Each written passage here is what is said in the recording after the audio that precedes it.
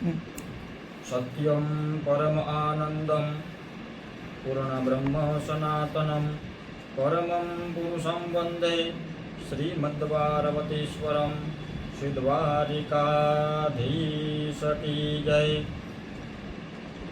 तो मित्रों, आज शनिवार है અને શનિવારના દિવસે મને એક શ્લોક સ્મરણ આવ્યો હતો। તો આપણે આ ચેનલની અંદર હું પ્રમાણ સહિત શ્લોક બોલીશ અને શ્લોકનો અર્થ સમજાવીશ।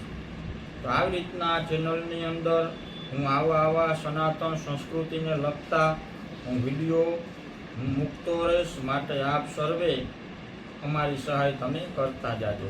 તો આજ શનિવાર છે અને હનુમાનજીનો એક સરસ મજાનો શ્લોક મને યાદ આવ્યો હતો કે બલમ બુદ્ધિમ યશો ધૈર્યમ નિર્ભયત્વમરોગતા અજાડ્યમ વાક્પટુત્વમ ચ હનુમત સ્મરણાદ ભવેત।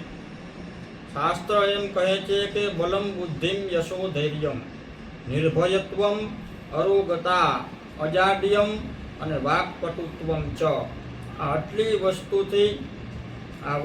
વસ્તુ જો આપણે જોતી હોય તો હનુમાનજીની સાધના કરવી પડે।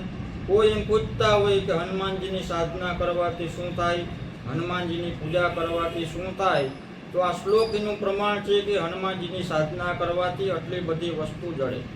તો પહેલાં છે બલમ બુદ્ધિમ, પહેલું છે બળ। હનુમાનજી શક્તિશાળી છે, માટે હનુમાનજીની સાધના કરવાથી તમને ખૂબ જ વિપુલ માત્રાની અંદર બળની પ્રાપ્તિ થાય।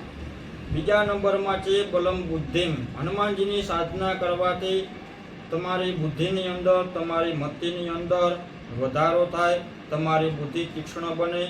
યશો ધૈર્યમ, યશની પ્રાપ્તિ થાય, યશ કહેતા કીર્તિ, કીર્તિની પ્રાપ્તિ થાય।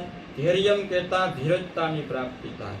નિર્ભયત્વમ, નિર્ભયત્વ એટલે જે અભય હોય, જે કોઈથી પણ ન ડરે, એને કોઈનાથી પણ બીક ન લાગે, એને અભય કહેવાય અને એને જ નિર્ભય કહેવાય।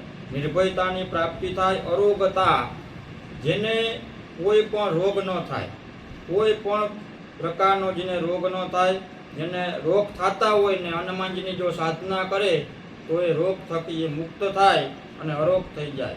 અજાડ્યમ વાક્પટુત્વમ ચ, જાડ્ય માને આળસ, જેને ખૂબ જ આળસ આવતી હોય અને આળસમાંથી એને મુક્ત થવું હોય, ચુસ્તીવાળું થવું હોય તો એને હનુમાનજીની સાધના કરવાની। અજાડ્ય માને ચુસ્ત, એને કોઈ પણ પ્રકારની આળસ ના હોય, જે બધી ઇન્દ્રિય જીતી લીધી છે એને કોઈ દી પણ આળસ નથી થતી, માટે અજાડ્યમ। અને વાક્પટુત્વમ છે, વાક્પટુ માને વાણીમાં વિવેક, જેની વાણી, જેના વાણી દ્વારા બધા લોકોને મોહિત કરી નાખે એને વાક્પટુ કહેવાય।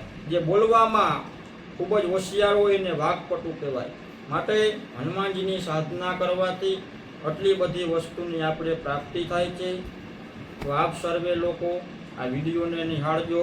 જો વિડીયો સારો લાગ્યો હોય તો વિડીયોને લાઈક, શેર ને સબસ્ક્રાઈબ તમને જેવી રીતના અનુકૂળતા આવે એવી રીતના કરજો।